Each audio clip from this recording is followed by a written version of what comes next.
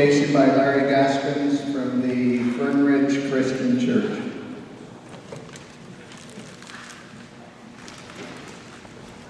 Would you pray with me, please? Can we stand? Our holy God, so much of what is good in this world is found or encouraged or promoted by community. Community gives us that sense of belonging. It encourages in us a caring and a compassion for others. We're so grateful that within our community, Father, are many who are dedicated to serving the needs of their neighbors. And certainly among those who work to provide these services is the utility workforce. Sometimes their work may seem mundane or ordinary, but then emergencies arise, weather strikes, and the normal job escalates to the extraordinary. And the community is served, sometimes even saved by their efforts. And among those neighbors are also those who serve by thoughtful and prudent decision-making. Their challenge is to provide maximum service at reasonable expense so that other personal crises, financial crises, are minimized for all of our neighbors. Loving God, we thank you for those who are willing to accept these challenges for the good of all within our community. Amen.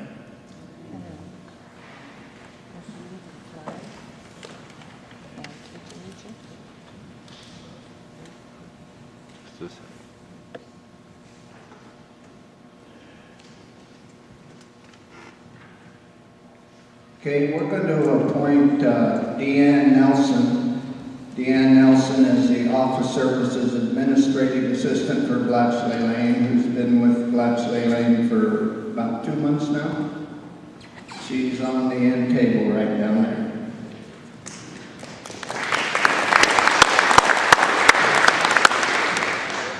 And our legal counsel, Chip Greening, had scheduled, first of all, we were going to have a meeting in April, and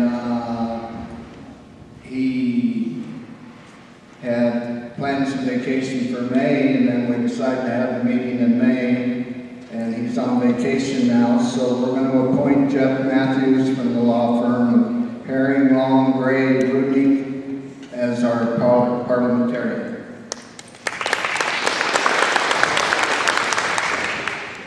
Now I'll ask you to rise for the Pledge of Allegiance of the flag, led by Chris Parker.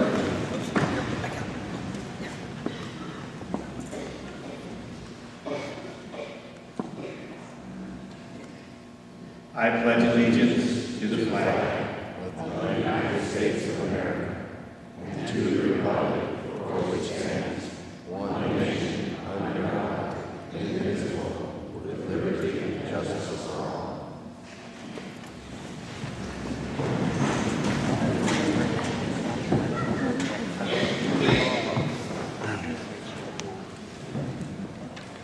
Okay, next on the agenda is the reading of the notice, reading and proof of mailing, and reading of and approval of minutes.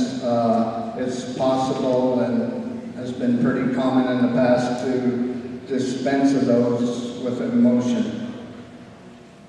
I make a dispense with the minutes. Second? I second. Okay, we have a motion made and seconded to dispense of those. All in favor? Aye. Opposed, same sign. Motion carries. Introduction. At the head table, again, Deanne Nelson. Board member Cheryl Haskell. Board member Cliff Kelly. General manager Joe Jarvis. And his wife Kathy's out here over there. Board member Bob Sykes and his wife Linda.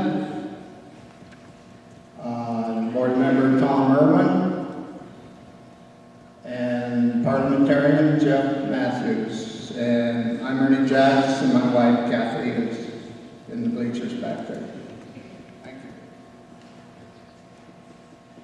you. Did we have a guest list? Oh, we did.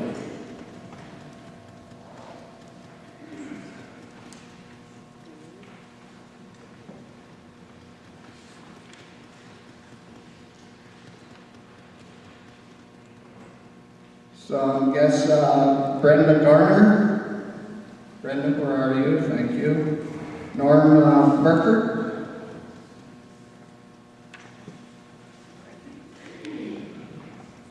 Larry and Betty Gaskin. Thank you. And Dan James with PNGC. Thank you, Dan. Oh, and Claire Hobson. Hi, Claire, from Bonneville is here.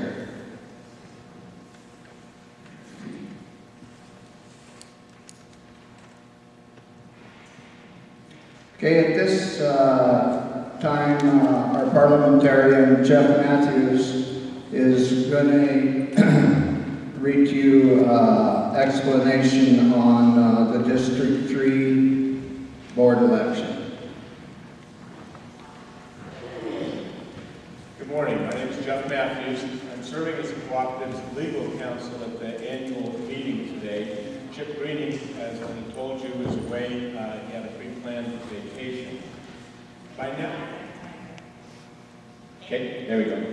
By now, most of you have learned that the Cooperative's Board of Directors voted to cancel the election for a director from District 3 that would have taken place today at this meeting. The board is going to notify members of the special meeting to hold the District 3 election for a director to serve a 3-year term. And in fact, before the member meeting today, there was a board meeting where the board voted to hold that special meeting on June 29th, beginning at 9 a.m. here at Elmira High School. And the ballots will be mailed out on June 14th. And that is going to be the only agenda item for that special meeting. Because the board's action is based in part on legal advice that the board received, the board asked me to explain why it took that action. One of the two director candidates for District 3 used the cooperative's trademark and logo on signs that were placed throughout the cooperative's service area. After the candidate signs went up around the service area, some members contacted directors to ask whether the cooperative was endorsing that candidate. Other members contacted directors to complain that the signs implied that the cooperative was endorsing a particular candidate, which they thought would make the election unfair. After a considerable decision, your board decided to use the use of the cooperative's trademark and on election signage had tainted the election by suggesting that the board was favoring one of the candidates. The board decided that the only way to ensure a level playing field for both candidates was to cancel the election that was scheduled for today and to reschedule a new election at a special meeting. Members will be receiving, well, I've already told you about when it's going to be, you'll be receiving official notice of the date and time of the special meeting in the mail, along with the ballots that need to be mailed in before the meeting or brought to it. While it is regrettable that the election for District 3 could not go forward today, the board is committed to holding fair director elections. The board will also consider policies governing future campaigns to avoid similar issues in the future. Any questions? I previously sent some information to Joe Jarvis about the cooperative's logo, which per the cooperative's website is not what was used on the signage. So I'm at a loss of what the unfairness was for not using the logo. And I wasn't at the meeting where the board took this issue up, but as I understand it, it was perception. You know, You've got one candidate using the logo. Many of the members perceived that that was an endorsement by the board for a particular candidate. The issue is not whether or not the logo was properly or improperly used, it's the perception of members that by using the logo, the trademark, the members were perceiving that one candidate was being endorsed by the board. That wasn't true, and the board decided we need to make sure that there's no misunderstanding and get that level playing field for both candidates. So I don't know about the trademark, but I do know that the logo was not used, and assuming that the trademark was not used, wouldn't that be just good campaigning? Well, and again, I wasn't at the meeting. I've seen a picture of one of the campaign posters that appeared to me to have the trademark Blachly-Lane logo on it. But I wasn't at the meeting, so I can't tell you for sure what evidence was before the board. Yes, ma'am.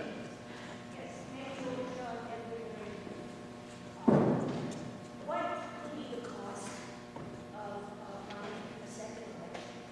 Who is going to bear the cost of that? Well, the cooperative is going to bear the cost. I don't know that there has been a calculation of what that cost is going to be. Why is the co-op being held accountable for something that co-op members independently doing? This was a choice that was made by the candidates. Shouldn't they be responsible for having a election? It's my understanding that there was no determination that there was intentional impropriety by one of the candidates, and that the board has decided we're not going to try to assess responsibility or blame here. The purpose of holding the special election is simply to assure that the misconceptions are addressed and that both candidates have a level playing field, equal opportunity at the election.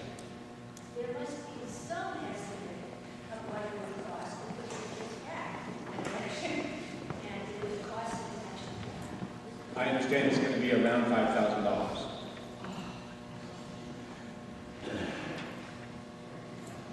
If the board feels strongly enough to cancel the current election results and create a new election, then either the fault is that of the board or the fault is that of the individual or individuals who advise the candidate to take that particular action.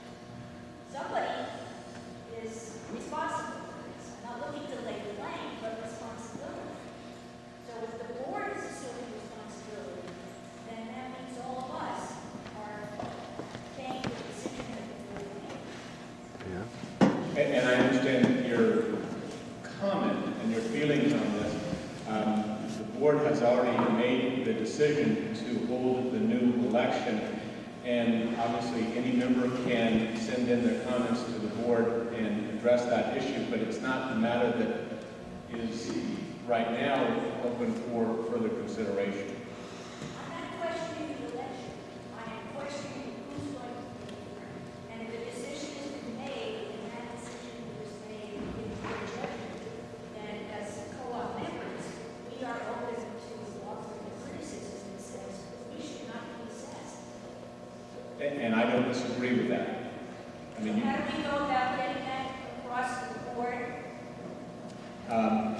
I haven't been to the Blachly-Lane website recently, but I believe if you go there, there is a way, or directions on how to contact the board and the co-op to provide your comments.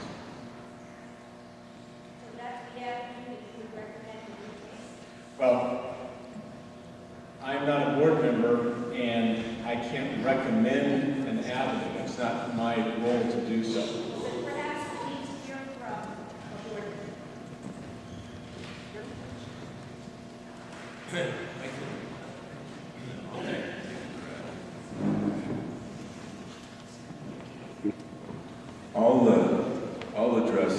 because I have been contacted by members who feel that the general membership of the co-op should not be responsible for the cost of the election. I think that, obviously how that will be handled and addressed is a decision for the full board, but I will say that I've heard from members that have the same concern that you expressed, and I expect that we'll be discussing that at the next board meeting. I believe it's the 20th of this month. Normally it's the 4th Monday of the month. We've moved it up a week because that's Memorial Day.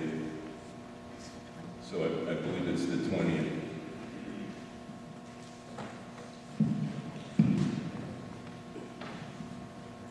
Sir, before we get any more questions, back there, do you have another mic that could be passed?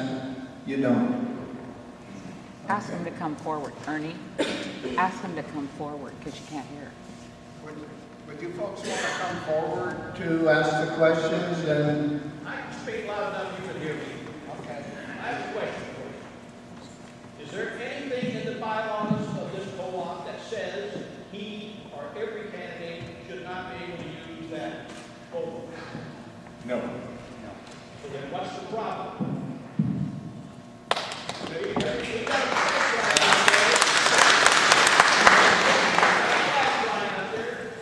you're president, your congressman, any politician's on TV, the flag is behind him. Does he own the flag? It belongs to every one of us. There's no problem. I don't know whoever, what's going on, but I don't feel that there should be a problem. I think the vote should be counted the way it is, and that's that. I mean, you guys want to blow another $5,000 on top of all the other thousands you've already wasted, then ain't much we can do about it, but we can sure help to replace everybody every time it comes. Thank you.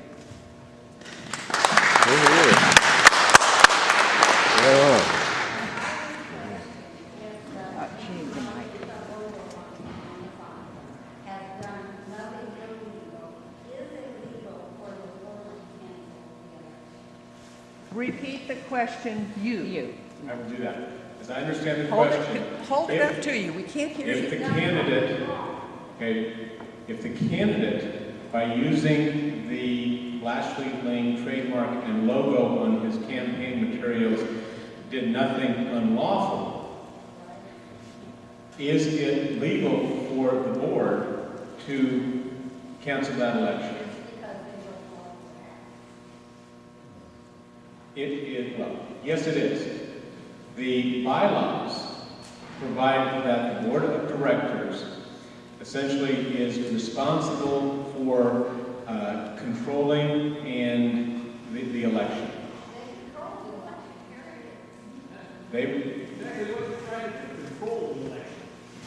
They're trying to make sure that the election is not tainted by misperception among members.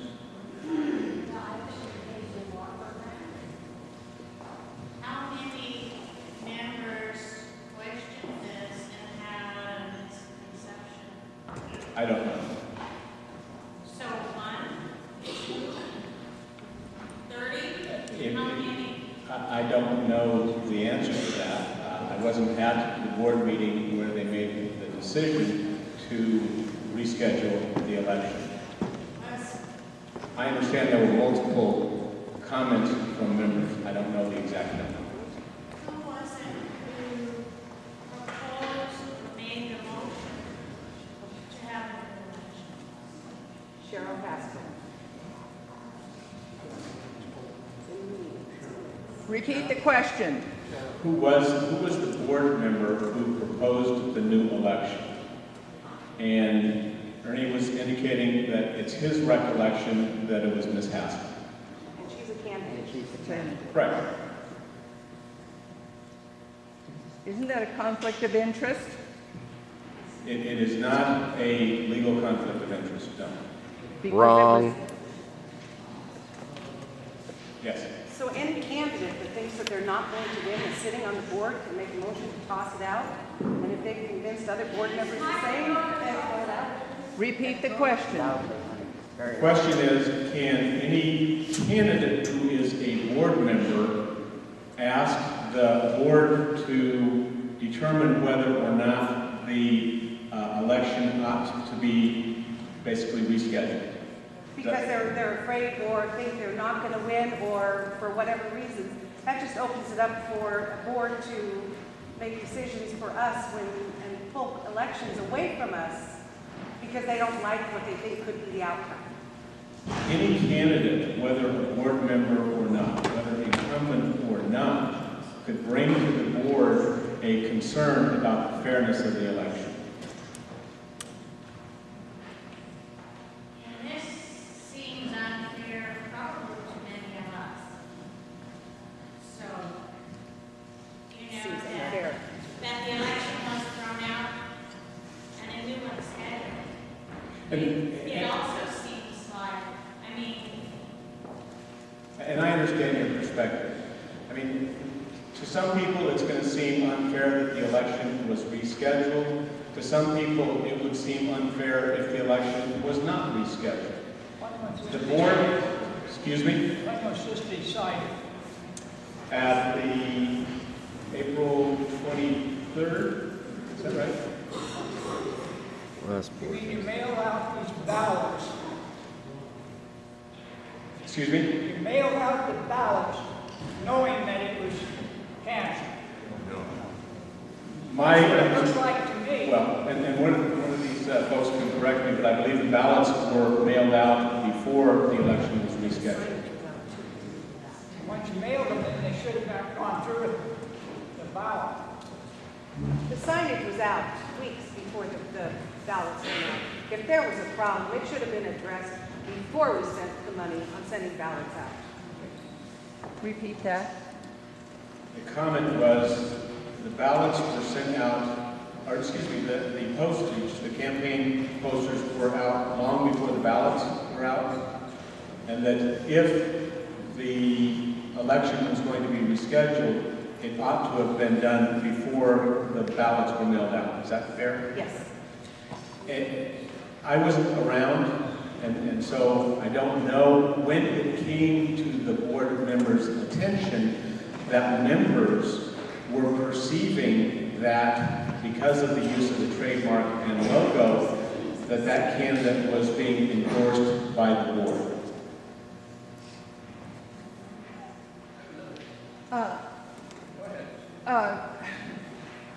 In electoral proceedings, is it correct procedure to throw out only half of a ballot? There's nothing incorrect about doing that. Only showing half?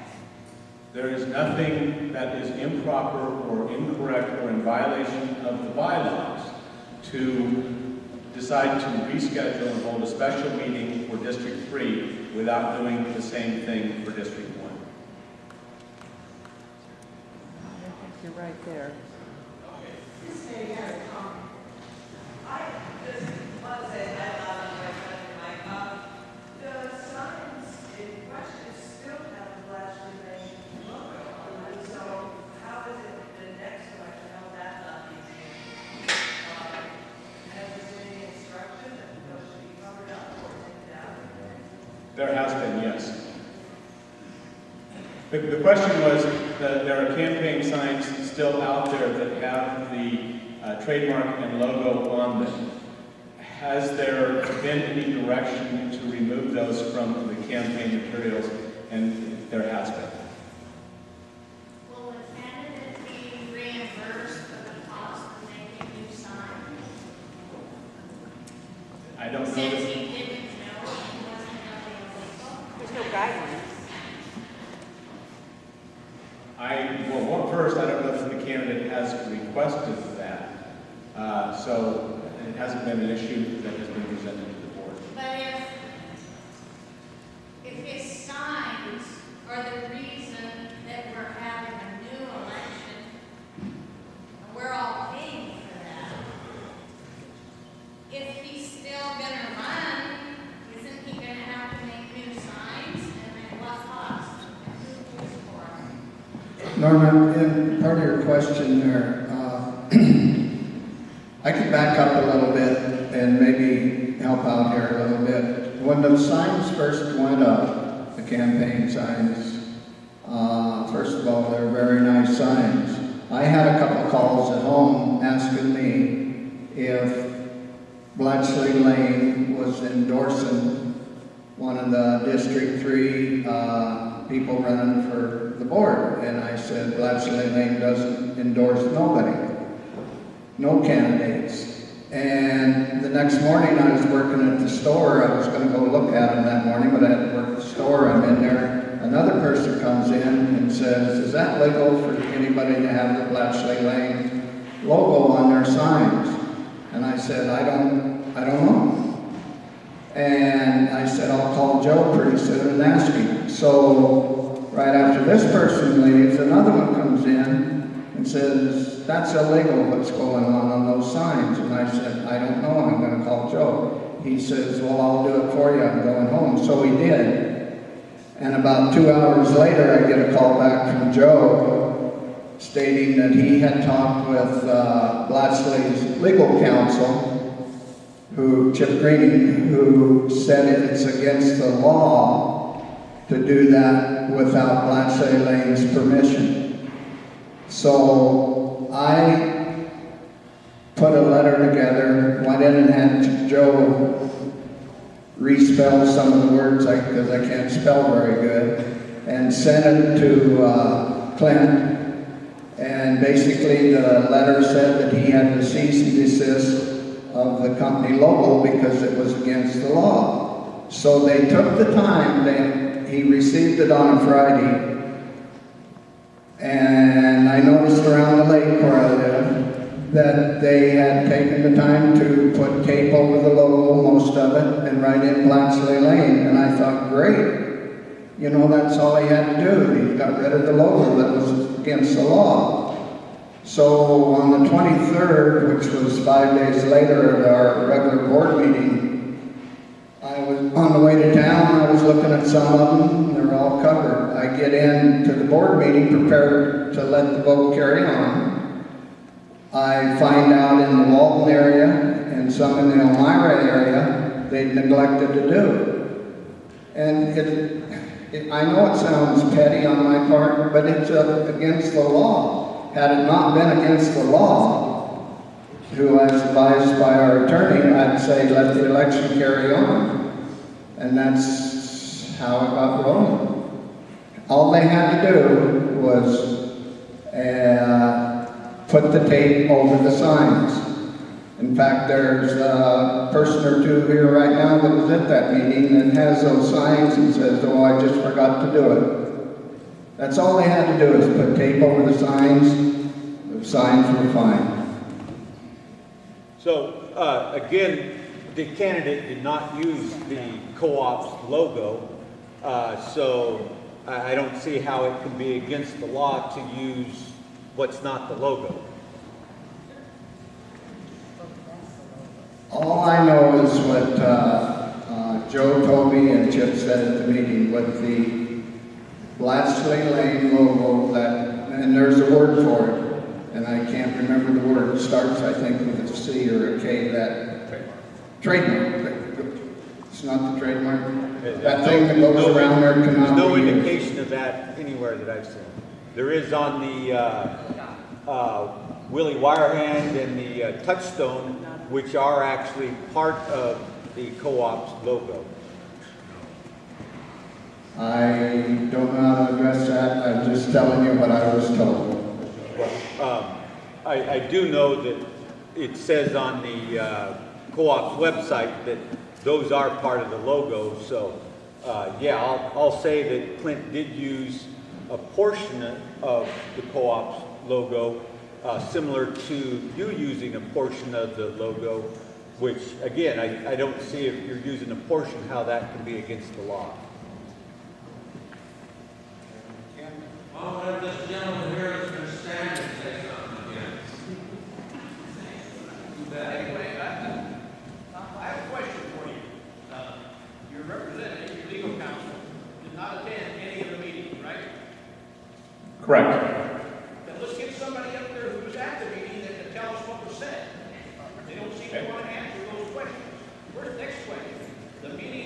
said it's illegal was 23rd, right? Correct. Now, what day did you mail out? Well, the meeting that said, the letter that went out to Clint went out on the 18th. So it was determined before the 23rd that the use of the logo was unauthorized. When did we determine that we were not going to allow the election? 23rd. When did the mailer go out to the ballots?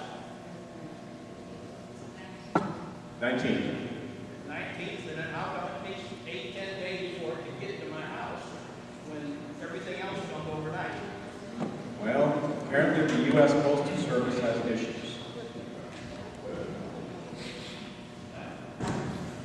You have 5 or 6 people who are running these people here with whatever they want, and these people don't have the right to be informed of what these people are doing. I asked Mr. Kelly some questions, and he said, well, you're just got accusations. I would like to have access to complete financial and meeting records of the stuff.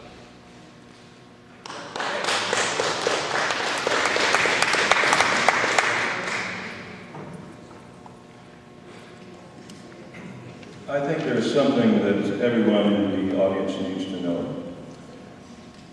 The Blachly-Lane trademark was not a registered trademark. I went online to the Secretary of State website, and Blachly-Lane logo is not a registered trademark for Blachly-Lane pole. What that really means is that Chip Green, who advised that this was a registered trademark, should be the one that pays for this election.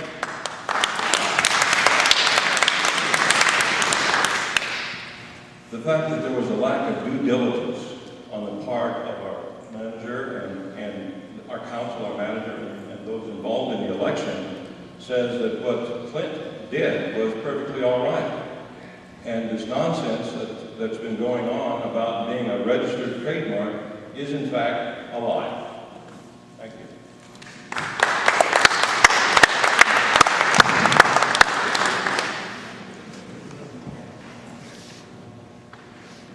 Ken, one other comment to that.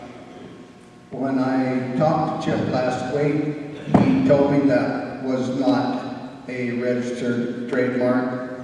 However, it's still against the law, he told me. So I'll leave it at that. So, Audrey? Mr. Chairman, I believe we've kicked this can long enough. I believe that the board of directors made a decision based on the information they were given that indeed the election for District 3 would have been an unfair election, and they made the proper decision in calling for another election. All the debate on this floor could go on forever, and we just need to get on with our meeting.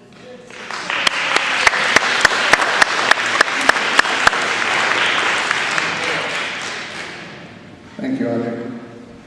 Okay, this year in District Number 1, I'm the only one that's running. There probably will be some write-ins. Is there any nominations from the floor for District 1? I'd like to nominate She's not in this. Yes, she is. No, she is not in District 1, Gary.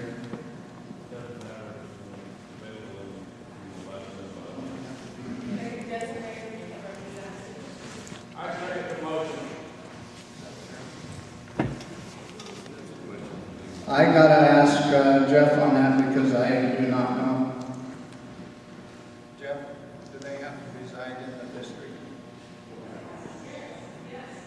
Yep. No, read your bylaws. Not in the bylaws. Okay, the members residing in any district may nominate a candidate for a direct. Here we are. The members residing in any district may nominate a candidate for a director to represent that district by filing a petition with the secretary at least 60 days before the date of the annual meeting, signed by at least 15 members of the cooperative residing in the district for which the director is to be elected. So That's not off the floor. Well, if you read the part about who's nominating from the floor, it says nothing about the district.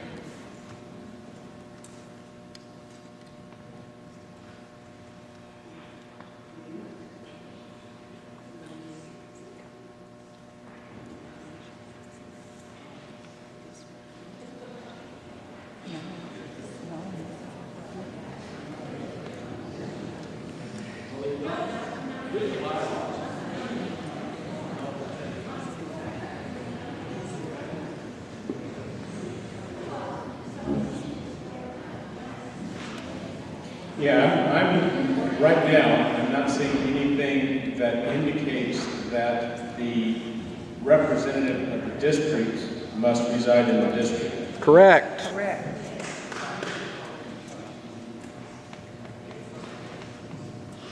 So, Motion stands. as I understand it, you can. Excuse me. As I understand it, there's nothing in the bylaws that requires the representative of the district to reside in the district. Yes, there Is there? Where is that? No, there isn't. in their district. Audrey doesn't know what to do when she's wrong. Sorry.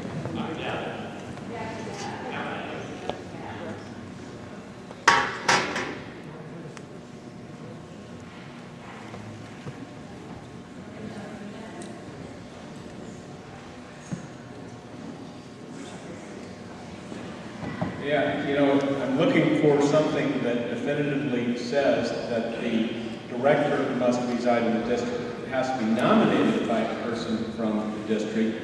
There is a section 8 sub C, which says each member of the cooperative president of the meeting shall be entitled to vote for one candidate from each district. But I am not seeing in here specifically that the candidate must reside in And when the bylaws were reworked a few years back, it was specifically left as such, as part of a balance in the system. As such what? I'm sorry. That it is not required to be a member as a nomination off the floor. A member of the district. So I think what he's saying is that my lack of being able to find something in the bylaws and his recollection are consistent that the candidate is not required to live within the district. So it's legal.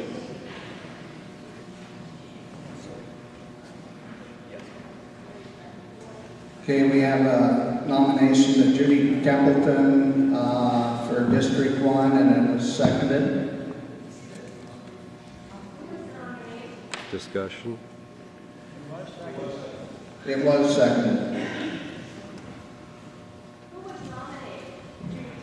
Judy Templeton, and I think it was seconded by Ken, yeah, okay. All in favor? Aye. Opposed, same sign. Okay. Are there any other nominations from the floor for District 1?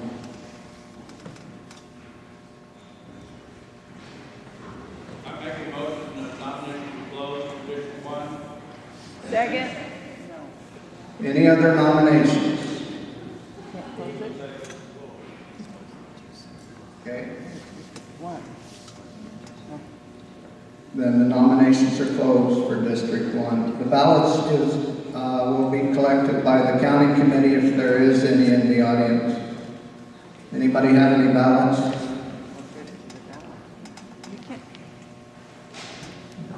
Cynthia? You want to collect some ballots? Oh, Audrey's getting it.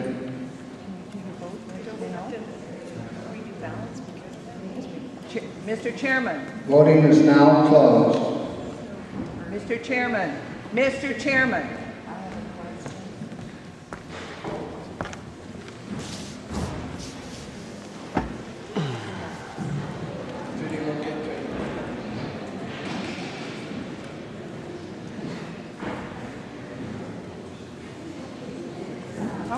We're going to go on to our reports now, and I think there was a question over here. I have a question. I'd like to know how this is done. We have a nomination on the floor. How do we run the vote? Because the ballots have all been mailed and returned. What is the procedure now? Mr. Parliamentarian, what do we do with this? There's been a nomination.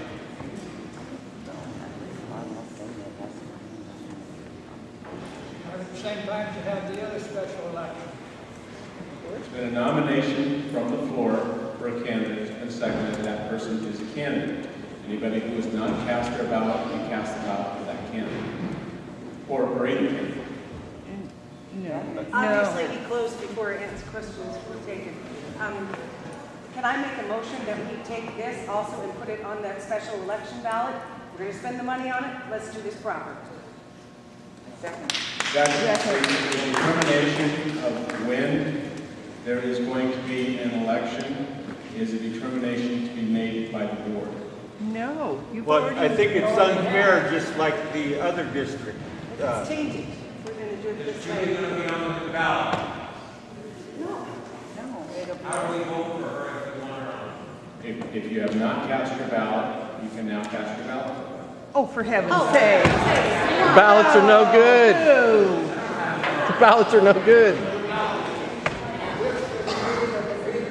Run the place, they vote, put the new ballot with them. Is that not legal? Could you say that? Could you say that a little louder, please? If you're gonna have another vote, and the people here who are the co-op, if they vote that they wanna have this put on the other election, is that not legal if they get a vote with?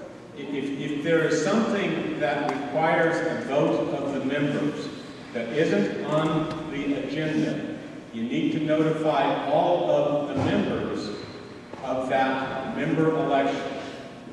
The authority to determine whether to have a special meeting for an election of directors is not reserved to the members, it's reserved to the board.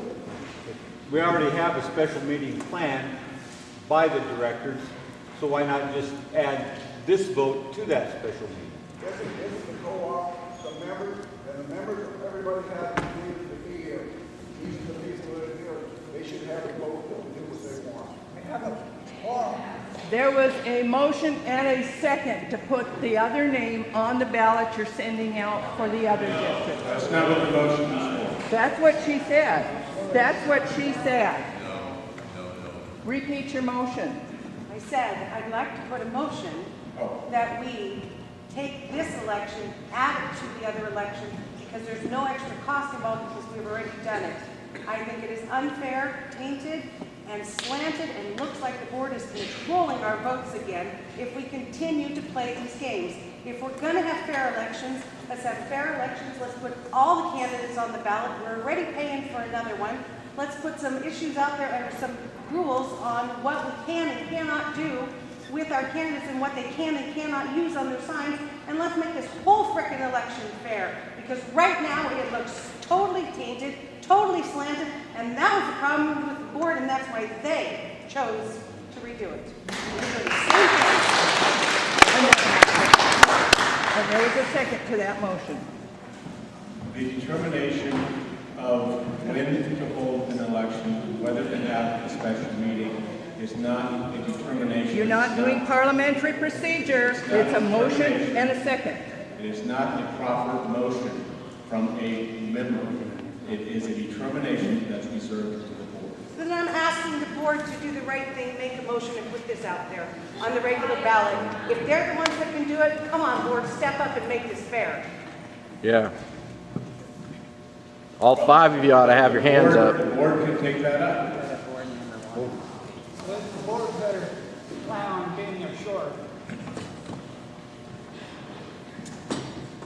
I'm going to take the position as board member that I believe that this thing needs to be straightened out, as has been discussed here, and run the election over again. We have a ballot that's going out, and put all the candidates up and get this decision made. The ultimate decision will not be made by the board. It will be made by the membership, and that's where it needs to go.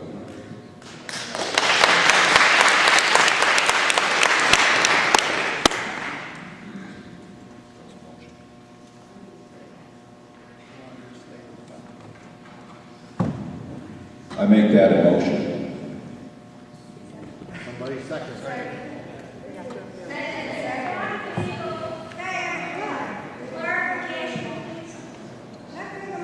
So, Tom made a motion to redo the whole election instead of District 3, Here, here. and Bob seconded it, and I'll go to the board. All in favor of Tom's motion? Aye. Opposed, same sign. We don't get to vote. The board. This is a board authority. It's only the board who votes on this. Right now, the board technically is not in a board meeting. Oh, If you want to have no. a board meeting, then you can take up this issue. I thought the annual meeting wasn't. I thought that was the whole point of this meeting.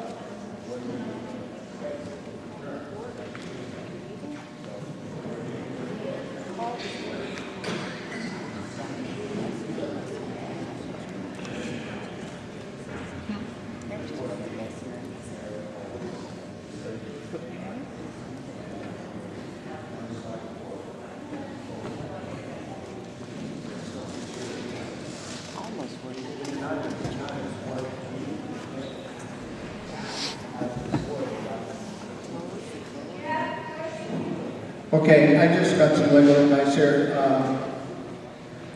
We had a board meeting earlier today, and it was decided that we will carry on with the election in District 1 and redo the election in District 3. And we're not having a board meeting right now, so that's how we're gonna handle it. I thought this was. Isn't that what this is? So what does that mean? Maggie? Then the election. What is the procedure for opening up nominations at the meeting when the ballots have already gone in? Isn't that sort of the worst already out of the board? Why do we even open nominations after? Ma'am, that's a very good question. And it's, I would say, an anomaly in the bylaws. But it's something we always do. There's an opportunity at the annual meeting for members to make nominations there, separate from the normal nomination process where they submit a petition of nomination signed by members. However, the opportunity for someone nominated at the annual meeting exists only if there are ballots that have not otherwise been submitted. So if you were planning to nominate someone at the annual meeting, you would want to ensure that people brought their ballots that were mailed out and they could put that name in them, write in that name and hand them in. That's the way you get somebody elected who is nominated at the annual meeting. I believe that is Cliff Kelly's interpretation, not necessarily the proper interpretation, and that's what this council is here for. And that doesn't mean also that there is not the opportunity for the 5 members up here to do the right thing. And we should be seeing hands up more frequently over this whole thing. Get it straightened out, folks. Make it right. We're gonna move the meeting along. We're gonna carry on. The board voted on this. We're gonna carry on with the election in District 1. We will have a special meeting for the District 3. Cheryl Carter. They don't have a ballot already. They have the opportunity to write someone in on that ballot. So they have the opportunity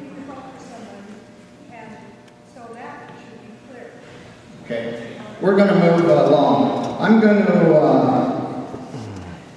read you a statement here, and it's already happened at this meeting. At last year's meeting, we're going to go into the reports right now, and there was a little bit of loss of order by people interrupting Joe and whatever when he was giving his speech. And I don't expect that to happen this year. If it does happen, I'm not going to allow it for one thing, and we will eliminate the question and answer period. So with that, for Moss Adams for our audit report, Mr. Gray Liston.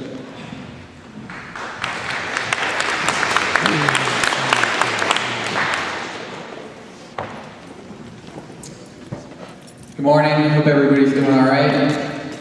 My name's Gray Liston. I'm with an independent accounting firm named Moss Adams. We're in Portland. That's what he's doing.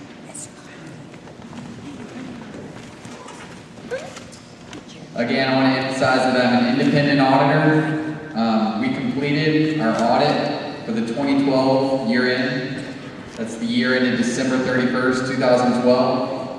The audit resulted in an unmodified or clean opinion.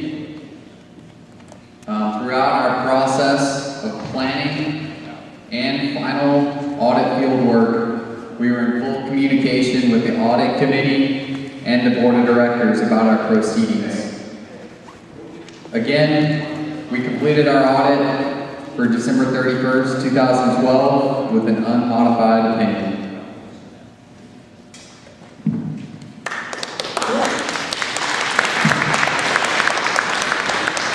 Gray.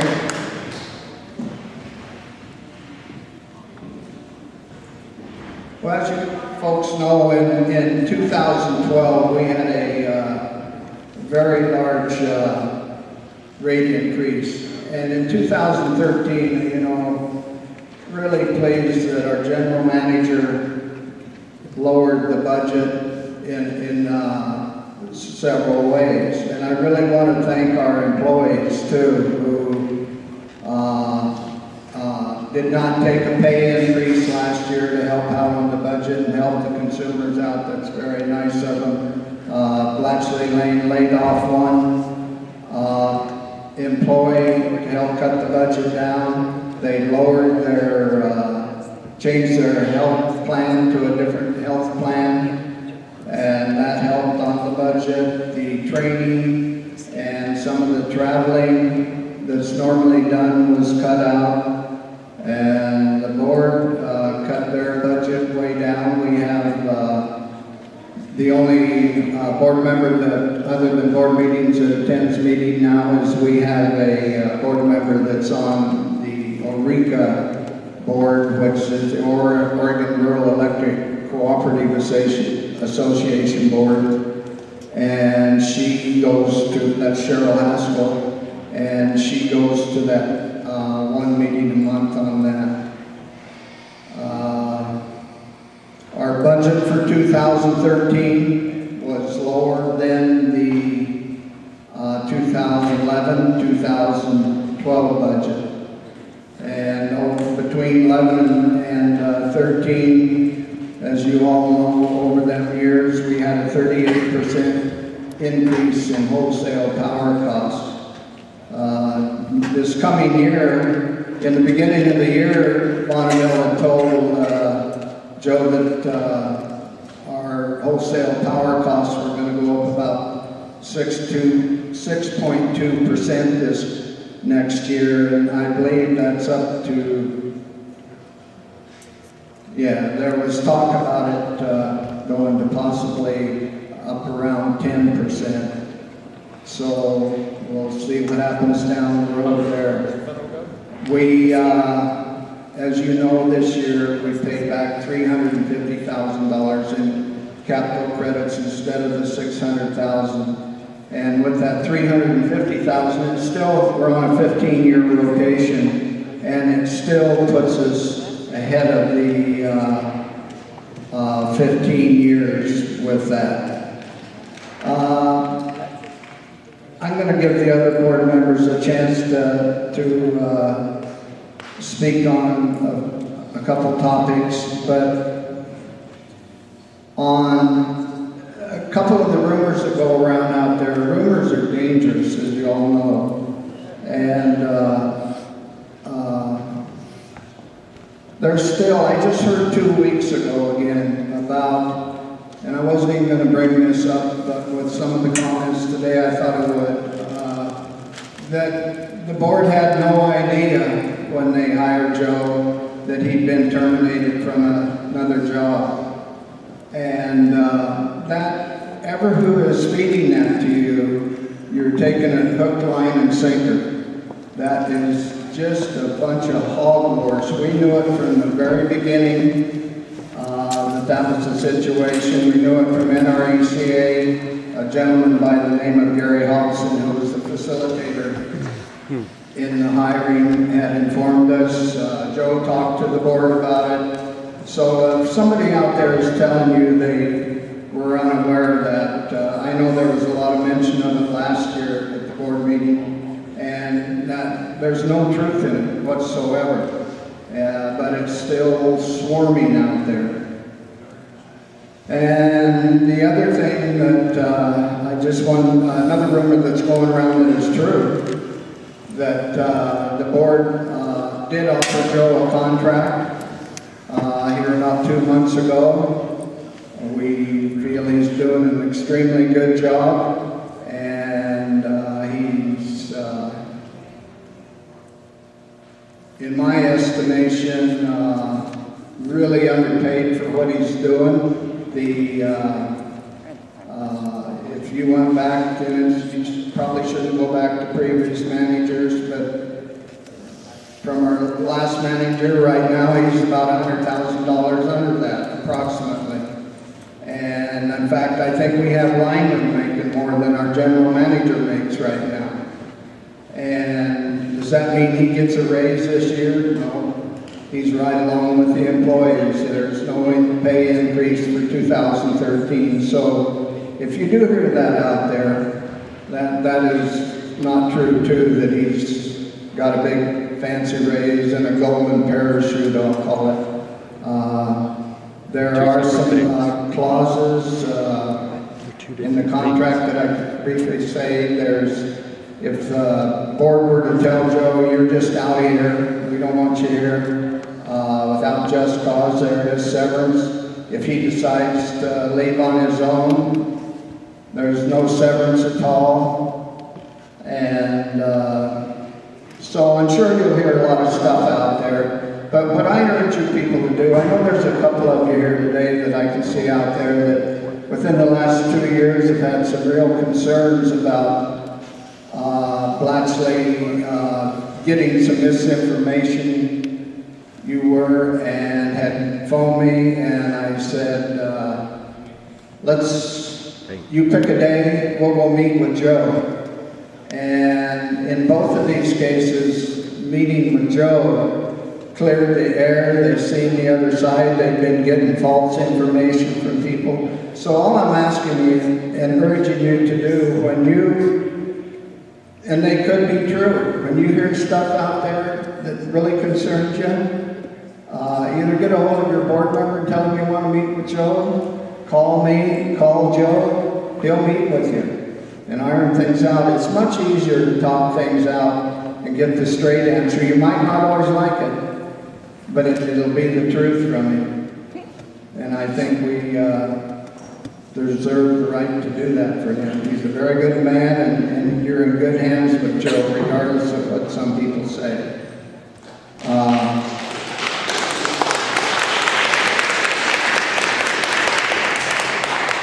Thank you. At this time, I'm going to ask Cheryl Haskell, she's the board representative for Eureka, just to give a brief talk on Eureka.